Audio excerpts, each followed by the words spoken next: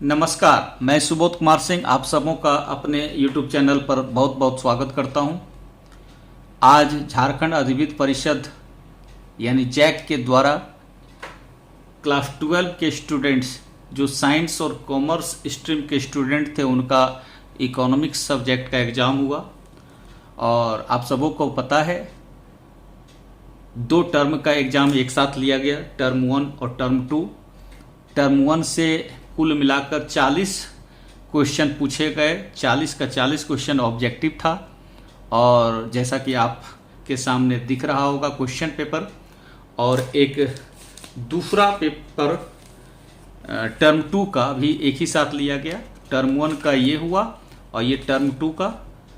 Term 2 से कुल question आपको 19 पूछे गए, सब सब्जेक्टिव क्वेश्चन थे और इसमें भी 40 नंबर था। तो 40 नंबर टर्म 2 का और 40 नंबर टर्म 1 का, दोनों मिलाकर के 80 नंबर। 20 नंबर आपको स्कूल से दिए जाने हैं, कॉलेज से दिए जाने हैं। आज मैं आप लोगों के समक्ष एक वीडियो लेकर के आया हूं जिसमें आज का जो एग्ज़ाम 5 अप्रैल 2022 को हुआ है उसका आंसर शीट MCQ का अगले वीडियो में मैं टर्म 2 का भी आंसर दे दूंगा, लेकिन आज के वीडियो में मैं केवल टर्म 1 का ऑब्जेक्टिव का आंसर सॉल्व करके दिखाने जा रहा हूं। आप लोग ध्यान से देखेंगे और वीडियो अगर पसंद आएगा तो ज़रूर एक बार लाइक करेंगे, कमेंट करेंगे। फर्स्ट क्वेश्चन है, अर्थशास्त्र की कल्याण संबंधी परिभाषा के जन्मदाता। तो कल्याण संबंधी परिभाषा ये मार्शल के द्वारा दिया गया है। सेकेंड क्वेश्चन है, निम्न में किस अर्थव्यवस्था में निजी क्षेत्र और सार्वजनिक क्षेत्र का सह अस्तित्व होता है? यानी दोनों का सह अस्तित्व जो होगा वो मिश्रित अर्थव्यवस्था में होगा। ठीक है, पूंजीवादी में केवल निजी क्षेत्र होता है और समाजवादी में केवल सरकारी क्षेत्र होता है। दोनों क्षेत्र किस में आता है? मिश्रित अर्थव्यवस्था में आता है। जैसा कि एग्जाम्पल के तौर पर आप भारत का दे सकते हैं, भारत एक मिश्रित अर्थव्यवस्था है। Next question, question number 3। Question number 3 में अर्थशास्त्र में शब्द व्यष्टि और समष्टि का प्रयोग सर्वप्रथम किसने किया था? मैंने पहले भी बताया था कि अर्थशास्त्र को 2 शाखाओं में बांटने का काम रेगनर फ्रिस किया है। 2 शाखा कौन है? एक व्यष्टि और एक समष्टि।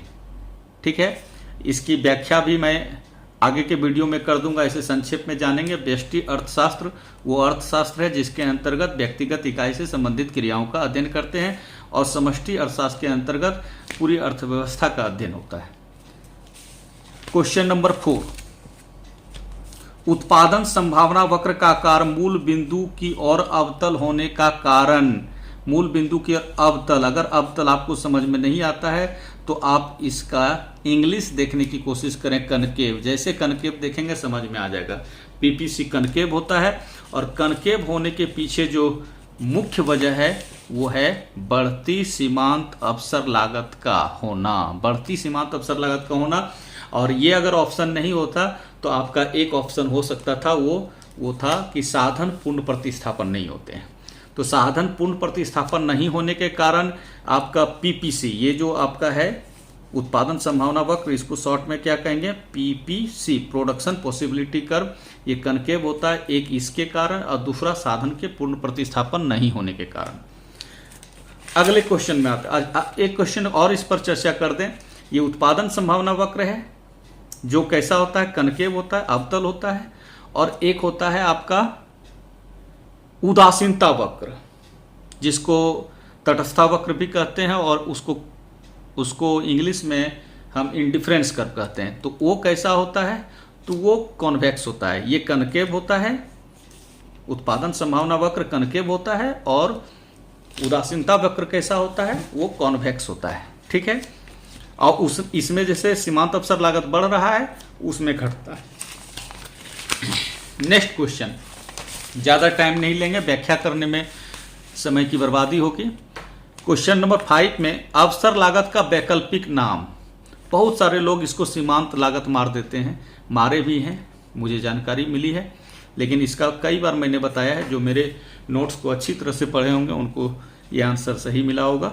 आर्थिक लागत, यानी कि इंग्लिश में इसको देखिए, इंग्लिश में फंसने का यहाँ चांस बनता है, रेंट लिख दिया, हिंदी में लागत है, रेंट को हिंदी में क्या कहते हैं, लगान कहते हैं, यहाँ लगान तो नहीं है, इसलिए इस जगह पर रेंट के जगह पर आपका कॉस्ट आना चाहिए था, इकोनॉमिक कॉस्ट। ठीक है, तो आपका जो क्वेश्चन है अवसर लागत का वैकल्पिक नाम, तो उसका क्या होगा, आर्थिक लागत। नेक्स्ट क्वेश्चन, उपभोक्ता व्यवहार का अध्ययन किया जाता है। मैंने पहले ही बताया था कि आप ध्यान देंगे कि सूक्ष्म अर्थशास्त्र इसी को कहते हैं माइक्रो, ये माइक्रो है व्यष्टि, और ये व्यापक अर्थशास्त्र जो है ये समष्टि है। तो व्यष्टि के अंतर्गत किन किन चैप्टर का अध्ययन करते हैं और समष्टि के अंतर्गत किन किन चैप्टर का अध्ययन करते हैं, इसको आप लोग को देखना जरूरी था। उपभोक्ता का व्यवहार है वो सूक्ष्म अर्थशास्त्र में आता है, किस में आता है, सूक्ष्म में आता है, यानी कि माइक्रो में आता है। ठीक है, तो इसका आंसर होगा 2, 6 नंबर का आंसर क्या होगा, 2 होगा।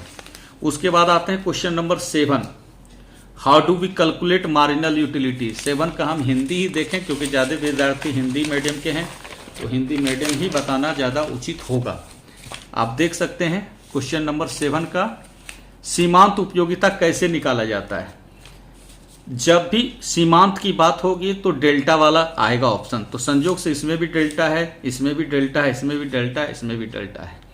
अब डेल्टा आ गया तो डेल्टा वाले में भी ध्यान देना है, टोटल वाला ऊपर में होता है, तो टोटल इसमें टोटल है और कहीं किसी में टोटल ऊपर में नहीं, इसमें मार्जिनल है, इसमें क्वांटिटी है, इसमें भी क्वांटिटी है, तो टोटल यूटिलिटी ऊपर है और क्वांटिटी नीचे है, यानी इसका आंसर 3 होगा। सीमांत उपयोगिता कैसे निकाली जाती है, तो इसको निकालने के लिए डेल्टा TU बटे डेल्टा Q कर देंगे।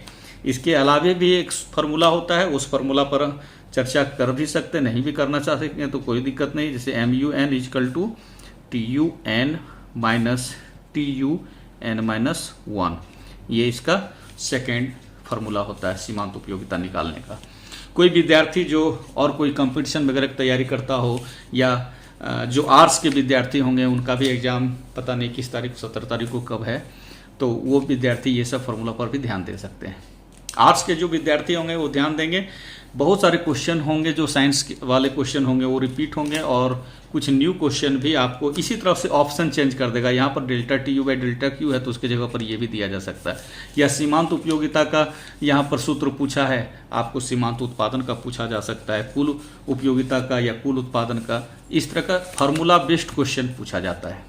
क्वेश्चन नंबर 8 में आते हैं, उपयोगिता का क्रमवाचक सिद्धांत। क्रमवाचक जिसको इंग्लिश में कहते हैं ऑर्डिनल, ठीक है, ऑर्डिनल यूटिलिटी थ्योरी। तो एक ऑर्डिनल है, एक कार्डिनल है।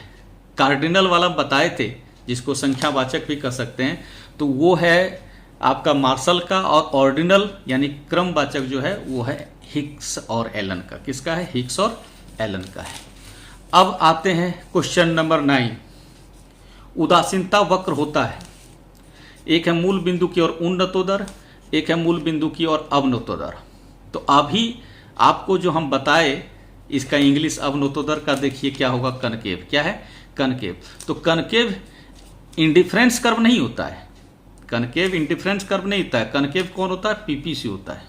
कौन होता है, प्रोडक्शन पॉसिबिलिटी कर्व होता है। और कॉन्वेक्स कौन होता है, इंडिफरेंस कर्व होता है। तो इसका सही आंसर होगा इन कॉन्वेक्स टू द ओरिजिन, यानी मूल बिंदु की ओर उन्नतोदर। किसी सज्जन ने शायद एक वीडियो बना के डाला है, मैंने उसको देखा अभी तुरंत, तो उसमें A और B दोनों यानी 1 और 2 को वो सही ठहरा रहे हैं। पता नहीं किस बेस पर ठहरा रहे हैं, मैं उस पर आगे कुछ बात नहीं करना चाहूँगा, लेकिन इसका सही आंसर मेरे अकॉर्डिंग होगा कॉन्वेक्स टू द ओरिजिन, यानी कि मूल बिंदु की ओर उन्नतोदर। अब आते हैं क्वेश्चन नंबर 10। क्वेश्चन नंबर 10 क्या है, रसगुल्ला की कीमत कम होने से गुलाब जामुन की मांग। रसगुल्ला की कीमत कम होने से गुलाब जामुन की मांग पर क्या असर पड़ेगा। ठीक है, शून्य है, कम है, तीव्र गति से बढ़ेगी, बढ़ेगी। अब देखो इसमें ध्यान दो, रसगुल्ला और गुलाब जामुन एक दूसरे के क्या है, प्रतिस्थापन वस्तु हैं। एक दूसरे के क्या है, प्रतिस्थापन, जस्ट लाइक चाय और कॉफ़ी जैसा, चाय और कॉफ़ी जैसा। ठीक है, यानी कि आप इसको रसगुल्ला मान लीजिए, ठीक है, और इसको मान लीजिए गुलाब जामुन। थोड़ा सा लिख करके चलेंगे तो आपका कन्फ्यूजन नहीं रहेगा। तो दोनों प्रतिस्थापन है, यानी आप ये भी खा सकते हैं, इसके जगह ये भी खा सकते हैं। दोनों में से किसी को खाओगे दोनों मीठा ही लगेगा, कोई दिक्कत नहीं है। यहाँ पर क्वेश्चन है रसगुल्ला की कीमत कम, यानी इसका कीमत कम हो रहा है, घट रहा है। तो कीमत कम होगा तो लोग इसको ज़्यादा खाएंगे। तो रसगुल्ला जब ज़्यादा खाएंगे तो गुलाब जामुन क्यों खाएंगे? यानी गुलाब जामुन का मांग क्या करेगा? कम कर देगा, छोड़ देगा। रसगुल्ला खाना शुरू कर देगा तो गुलाब जामुन का मांग क्या हो रहा है? घट रहा है ना। तो यानी इसका आंसर होगा 2।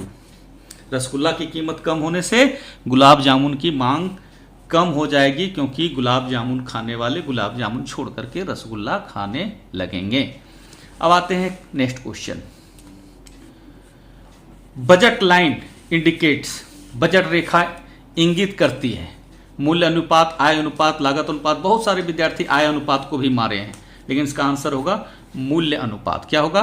मूल्य अनुपात, प्राइस रेशियो होगा। क्योंकि आप बजट रेखा में उसका ढाल जब पूछा जाता है तो ऐसे भी उसका रहता है, आंसर में दिया हुआ रहता है PY/PX।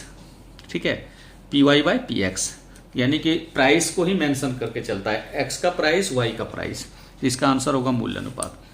अब आते हैं question number 12। Marginal rate of substitution indicate. Marginal rate of substitution, इसको शॉर्ट में कहेंगे MRS। याद करेंगे, मेरे हिंदी के नोट्स में लिखा गया था MRP, तो उसको P को हम करेक्ट करके S में कन्वर्ट किए थे, करेक्शन किए थे, लेकिन अंदर वाला सब सही था। तो marginal rate of substitution MRS क्या इंडिकेट करता है? Slope of production possibility curve, slope of budget line, slope of indifferent curve और स्लोप ऑफ इनकम लाइन। भाई इसका आंसर होगा स्लोप ऑफ इंडिफरेंस कर्व, क्योंकि MRS के कारण, MRS कैसा होता है? घटता है कि बढ़ता है? अभी आप जो देखे ये क्वेश्चन कहाँ गया? उदासीनता वक्र, मूल बिंदु की ओर उन्नतोदर और फिर मूल बिंदु की ओर अवनतोदर। और मैंने बताया इसमें एक क्वेश्चन और था, उसको पीछे अभी तुरंत देखे थे, क्वेश्चन यही वाला, क्वेश्चन नंबर 4 में आप देखिए, क्वेश्चन नंबर 4, हाँ, PPC है ना, क्या है? अवतल है। तो इसमें बढ़ती सीमांत अवसर लागत, इसमें सीमांत अवसर लागत बढ़ता है, यहाँ अवसर लागत का यूज हो रहा है। किसका यूज हो रहा है? अवसर लागत का, MOC का। ठीक है, तो MOC बढ़ता है जिसके कारण ये कनकेव होता है। लेकिन इस क्वेश्चन में जब हम आएंगे, भाई क्वेश्चन नंबर 12 की बात कर रहे हैं, तो इसमें क्या है? MRS है, ये बढ़ता नहीं है बल्कि क्या होता है? घटता है।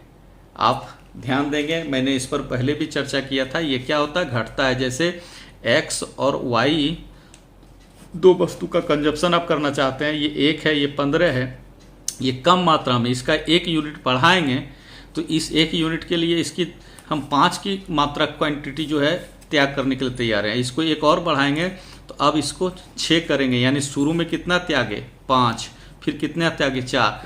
तो इसका सेक्रीफाइस वैल्यू क्या हो रहा है? घट रहा है। मार्जिनल रेट ऑफ सब्स्टिट्यूशन क्या हो रहा है? इसका घट रहा है।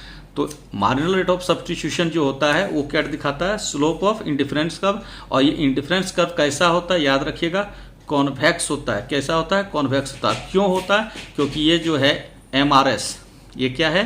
MRS क्या हो रहा है? घट रहा है। तो MRS घटने के कारण ये कॉन्वेक्स हुआ, और PPC जो कॉन्वेव होता है वो MOC के बढ़ने के कारण। अब आते हैं अगले क्वेश्चन में। ठीक है, ये तो वही क्वेश्चन है, इसका नादिमान वक्र का। अब आते हैं question number 13।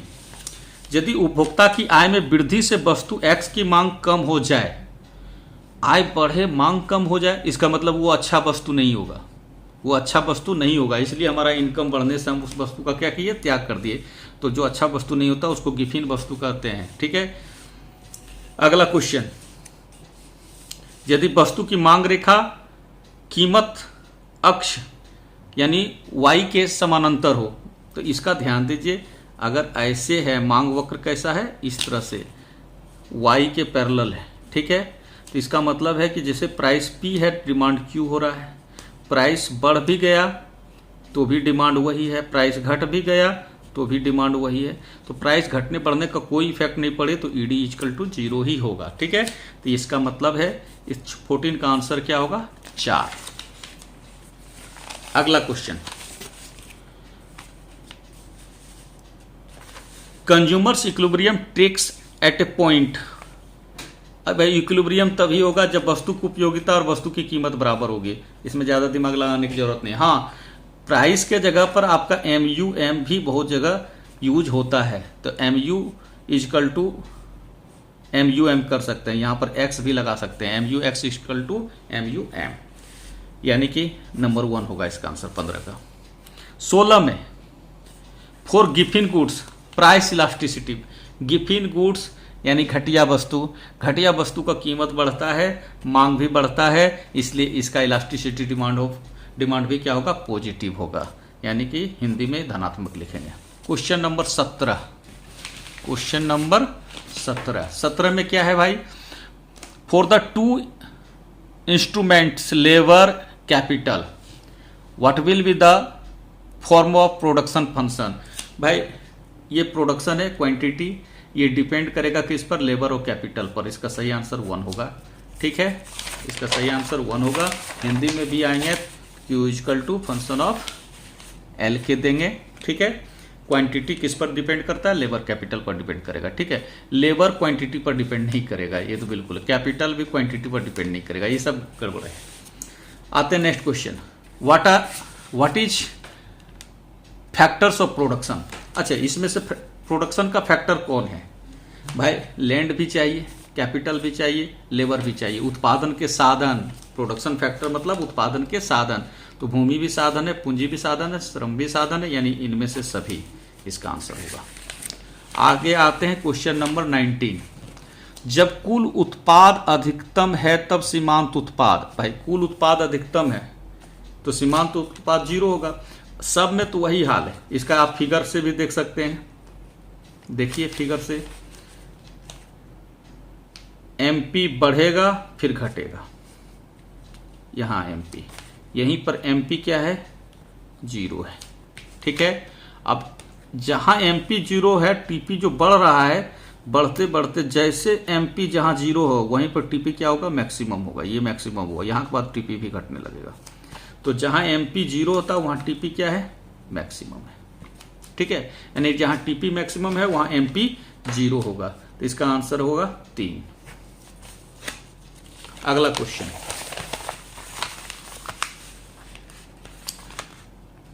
Eight which time all the factors of production में बी चेंज्ड। भाई प्रोडक्शन जो होता है, 2 टाइप्स का प्रोडक्शन फंक्शन है, एक शॉर्ट रन प्रोडक्शन फंक्शन है, एक लॉन्ग रन प्रोडक्शन फंक्शन है। प्रोडक्शन एक शॉर्ट रन के लिए होगा, एक लॉन्ग रन के लिए होगा। जब शॉर्ट रन होगा तो हम कुछ फैक्टर को ही बढ़ा करके प्रोडक्शन बढ़ा सकते हैं, यानी कुछ ही साधन को, जैसे लेबर को बढ़ा करके, रॉ मटेरियल्स को बढ़ा करके प्रोडक्शन बढ़ा सकते हैं। कहिएगा लैंड भी बढ़ा लेंगे, बिल्डिंग भी बढ़ा लेंगे, मशीन भी बढ़ा लेंगे, तो ये संभव नहीं है। इसका मतलब शॉर्ट रन में some factors are fixed and some are variable. कुछ फैक्टर्स जो होंगे, साधन जो होंगे वो स्थिर होंगे और कुछ परिवर्तनशील होंगे। लेकिन लॉन्ग रन में आएंगे यानी दीर्घकाल में आएंगे तो इसमें सभी साधन परिवर्तनशील हो जाएंगे, क्योंकि इसमें साल 2 साल का टाइमिंग लेके चलते हैं दीर्घकाल में, और उसमें हमारे पास पर्याप्त समय है सभी साधन को बढ़ाने का, इसलिए दीर्घकाल में ही सभी साधन परिवर्तनशील होंगे। यानी क्वेश्चन नंबर 20 का आंसर 2 होगा। अब आते हैं क्वेश्चन नंबर 21।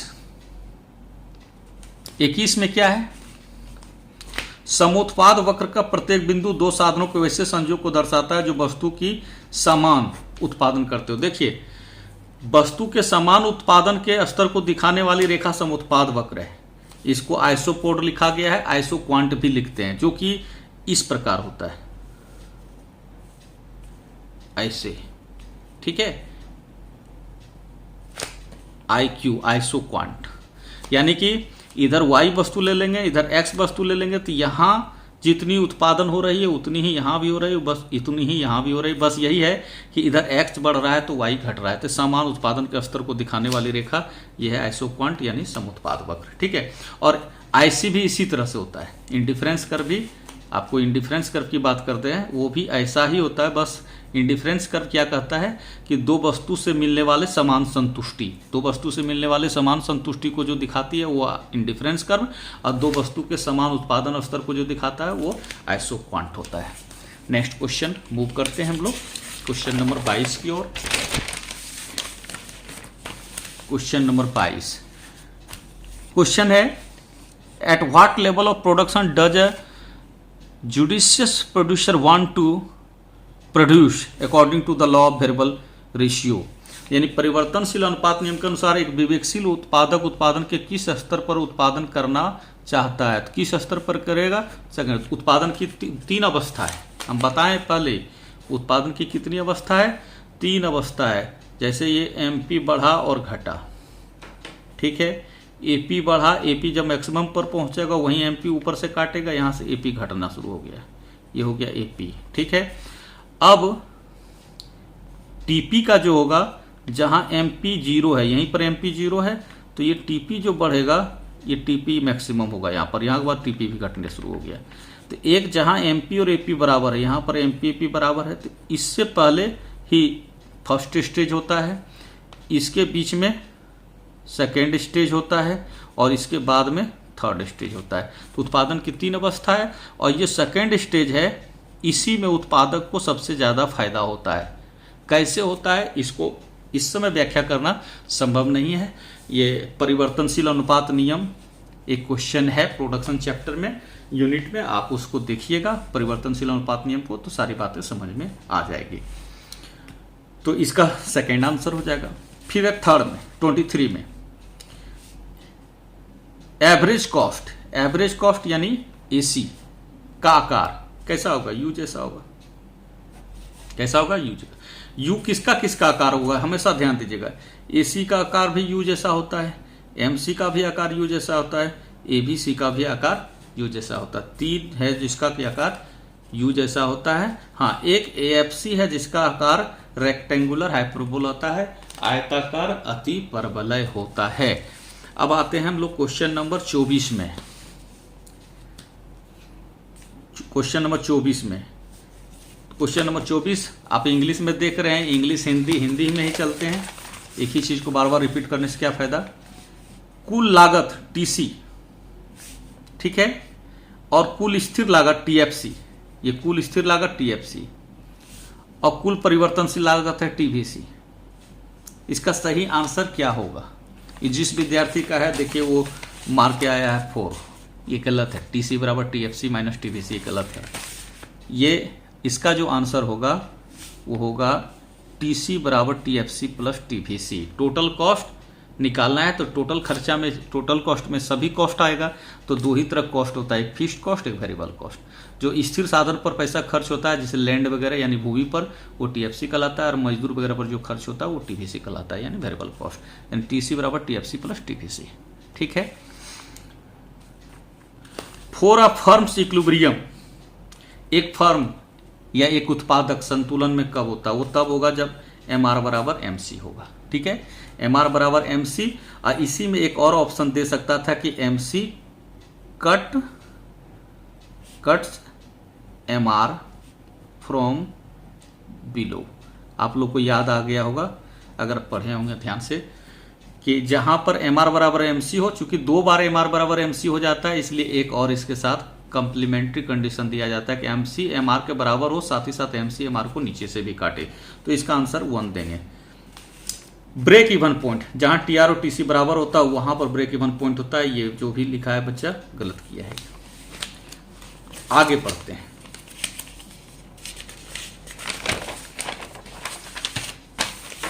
क्वेश्चन नंबर 27, पूर्ति अपने लिए मांग स्वयं उत्पन्न कर लेती है, यह किसका कथन है? ये पार्ट बी का पूछ दिया है। कोई भी हमारे पार्ट बी का यानी कि सेकेंड टर्म का जो सिलेबस था उसका ऑब्जेक्टिव देखा होगा तो उसको ये आंसर बनाने में कोई दिक्कत नहीं हुआगा। इसका आंसर होगा प्रोफेसर जेबी से। इन्होंने कहा कि पूर्ति मांग का सृजन स्वयं कर लेती है, यानी भाई उत्पादक महोदय आप उत्पादन करो, आपको टेंशन नहीं लेना है कि आपकी चीज़ बिकेगा कि नहीं बिकेगा, बना के देखो वो चीज़ बिक जाएगा। हालांकि जब 1929-30 में मंदी जो आई थी तो ये थॉट बिल्कुल गलत साबित हो गया और उस दिन से ये इनका विचार लोग मानना छोड़ दिया, इनका विचार बिल्कुल फेल कर गया 1929 में जो महामंदी आई थी। अब आ जाइए क्वेश्चन नंबर 28। यदि वस्तु की कीमत 40% बढ़े और पूर्ति केवल 10, यानी कीमत में ज़्यादा परिवर्तन, पूर्ति में कम परिवर्तन। कीमत के तुलना में पूर्ति में परिवर्तन हो या मांग में परिवर्तन, यदि कम होगा तो कम लोचदार होगा। आप बताएं यदि कम लोचदार का ऑप्शन नहीं रहेगा तो बेलोचदार मारिएगा, तो यानी बेलोचदार आप मार करिए, कोई दिक्कत नहीं। इंग्लिश में इसने मारा है,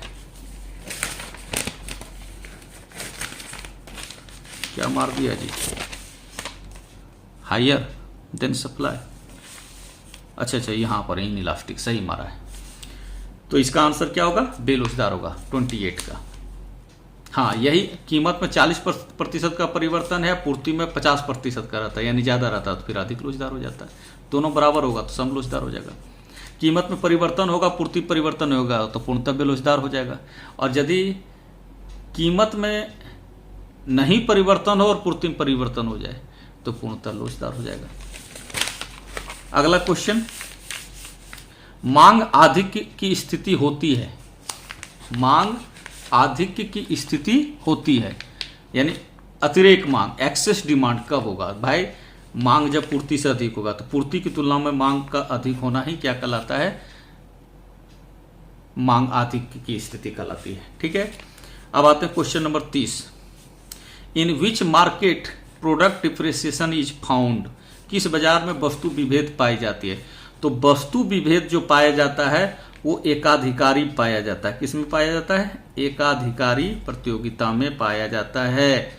और एकाधिकारी प्रतियोगिता का जो इंग्लिश होता है वो मोनोपोलिस्टिक होता है। क्या होता है, मोनोपोलिस्टिक होता है। तो भाई मोनोपोलिस्टिक तो ऑप्शन दिया नहीं, क्या दे दिया, एकाधिकार दे दिया।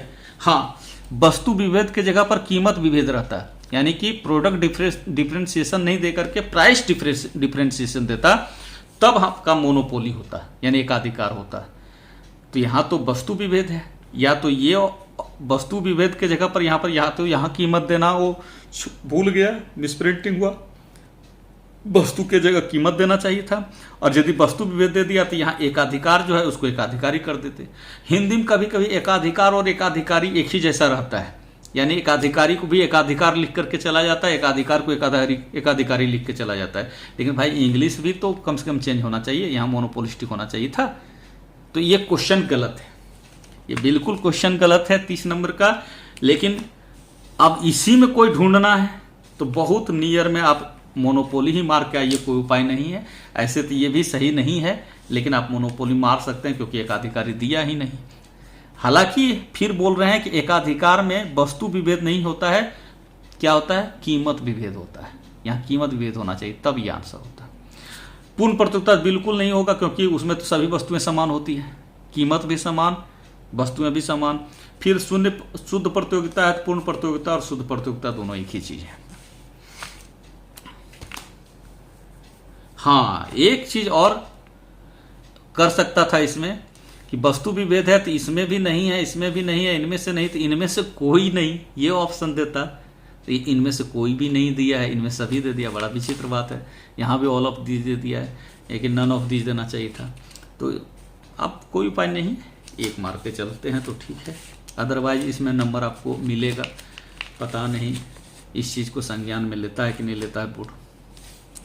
उसके बाद आते हैं क्वेश्चन नंबर 31 में। एक पूर्ण प्रतियोगिता बाजार में सभी फर्में किस प्रकार की वस्तुओं का उत्पादन करती है। अभी देखो ना, बताए ना, पूर्ण प्रतियोगिता में तो वस्तुएं समरूप होती है ना, अभी तुरंत चर्चा कर रहे थे, पूर्ण प्रतियोगिता में समरूप होता है। तो एक यहाँ पर है, पूर्ण प्रतियोगिता में सभी फर्में किस प्रकार की वस्तुएं उत्पादन करती है, समरूप वस्तु। कैसी करती है, समरूप, समझ गए।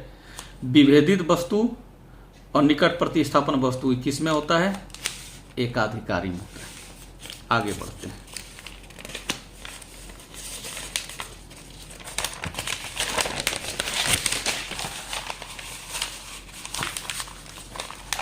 Question number 32।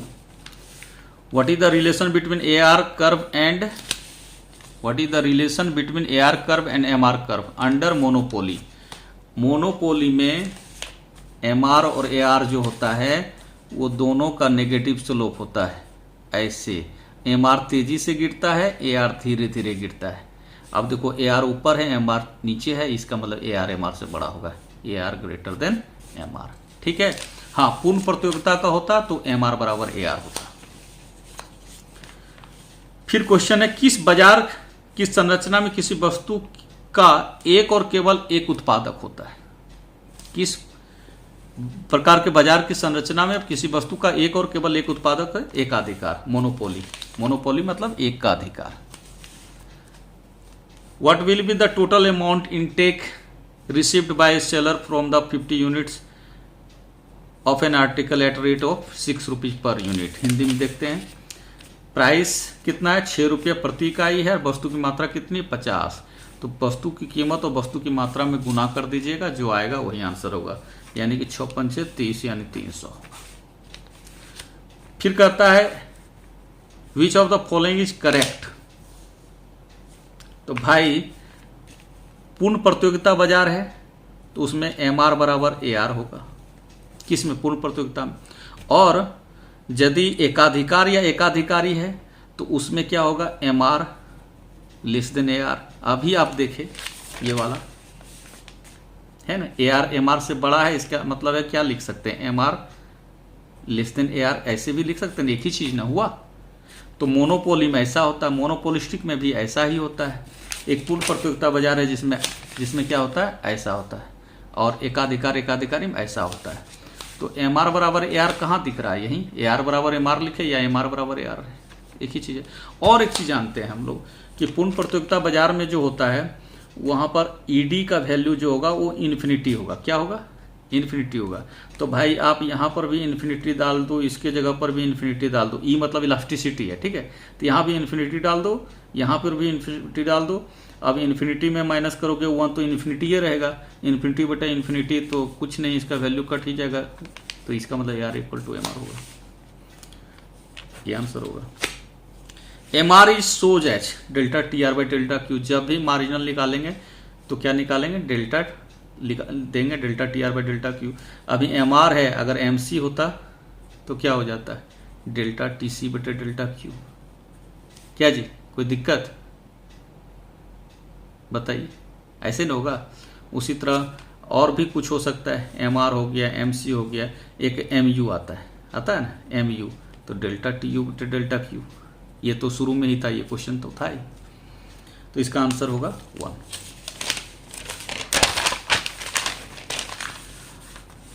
अब है, एक फर्म का मांग वक्र पूर्ण लोचदार होता है।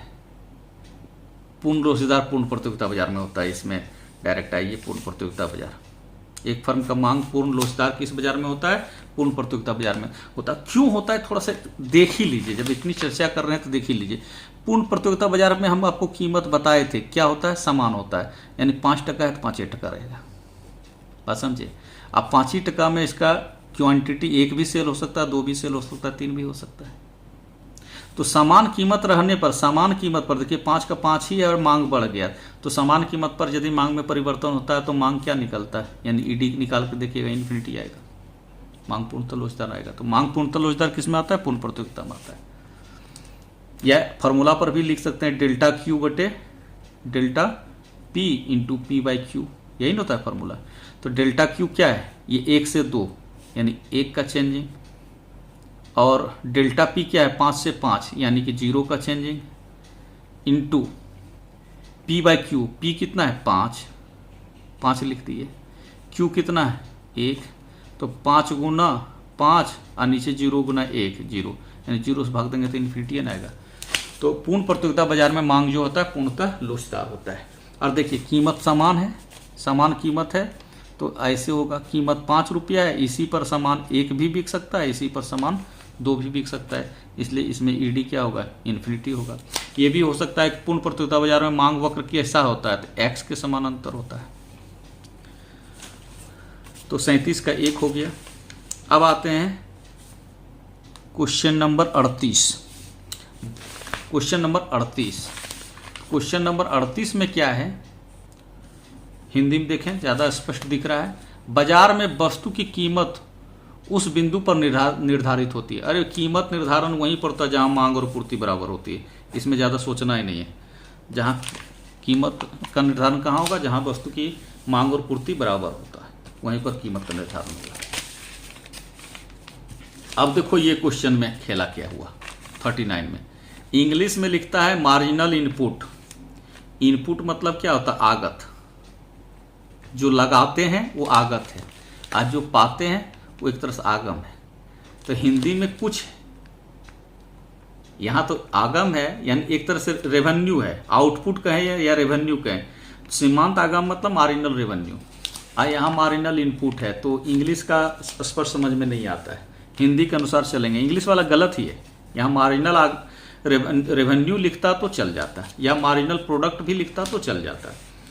तो हम इसमें आते हैं, नीचे दिए गए फर्म के लिए सीमांत आगम अनुसूची, सीमांत आगम मतलब MR, मार्जिनल रेवेन्यू, ठीक है, का टेबल दिया गया है। वस्तु की 5 इकाइयां, 5वीं इकाइयां का मात्रा ये ना Q, तो 5 इकाई यहां पर है कि उत्पादन से कुल संप्राप्ति क्या प्राप्त होगी, कुल संप्राप्ति क्या प्राप्त होगी। तो ये सीमांत आगम जो है एक तरह से क्या है? MR है। हमको क्या निकाल लेना है? अब TR निकाल लेना है। आखिर कुल आगम पूछ रहा है ना, कुल संप्राप्ति। तो कुल संप्राप्ति जो है, यानी कुल संप्राप्ति को हम क्या लिखेंगे? TR। TR टोटल रेवेन्यू, तो टोटल रेवेन्यू निकालना है। तो पहली इकाई से मार्जिनल रेवेन्यू कितना है? 12, फिर 12 से 10, तो ये दोनों को जोड़ते, मार्जिनल रेवेन्यू को जोड़ते जाइएगा, आपका टोटल रेवेन्यू निकल जाएगा। TR का फॉर्मूला ही होता है सिग्मा MR, होता है ना। TR का फॉर्मूला क्या होता है? Sigma MR। तो यहाँ MR कितना है? 12, तो 12 लिखे। फिर MR कितना है? 10, तो 12 10 कितना हो जाएगा? 22। फिर MR कितना? 8, 8 और 22 कितना हो जाएगा? 30। फिर 30 और 6 कितना हो जाएगा? 36, और 36 और 4 कितना हो जाएगा? 40। तो 5वीं इकाई पर कितना निकला? 40। तो ये आंसर होगा चौथा। अब आते हैं question number 40। Market price, market price जो आज कुछ है कल कुछ हो जाएगा, तो इस शॉर्ट पीरियड को बिलोंग करेगा। मार्केट प्राइस किसको करेगा बिलोंग? शॉर्ट पीरियड को। हिंदी में देख लेते हैं क्या है। बाजार मूल्य पाया जाता है, बाजार मूल्य पाया जाता है अल्पकालीन बाजार में, दीर्घकालीन बाजार में, अति दीर्घ में से कोई नहीं, तो यह अल्पकालीन होगा। क्योंकि अल्पकाल मतलब होता है बहुत कम समय के लिए। तो बाजार जो कीमत होता है ना, वो बहुत कम समय के लिए, आज जो कीमत है वो कल टिकेगा कि नहीं टिकेगा इसकी कोई गारंटी नहीं है, समझ गए। तो बदलते रहता है, इसलिए ये अल्पकालीन बाजार से संबंधित होगा। तो ये था आप लोगों के लिए फर्स्ट टर्म का MCQ क्वेश्चन इकोनॉमिक्स का 2022 में जो पूछा गया इंटरमीडिएट क्लास के लिए झारखंड के द्वारा, झारखंड बोर्ड के द्वारा, यानी जैक के द्वारा, साइंस और कॉमर्स के लिए। इसका फ़ायदा आर्ट्स वाले भी विद्यार्थी उठा सकते हैं, आर्ट्स वाले भी विद्यार्थी देखेंगे। आज का वीडियो यहीं पर ख़त्म करते हैं। अगले वीडियो में हम इस क्वेश्चन का कुछ आंसर सॉल्व करने का प्रयास करेंगे जो सेकंड टर्म का सब्जेक्टिव पूछा गया। तब तक के लिए हमें आज्ञा दीजिए। जय हिंद, जय भारत।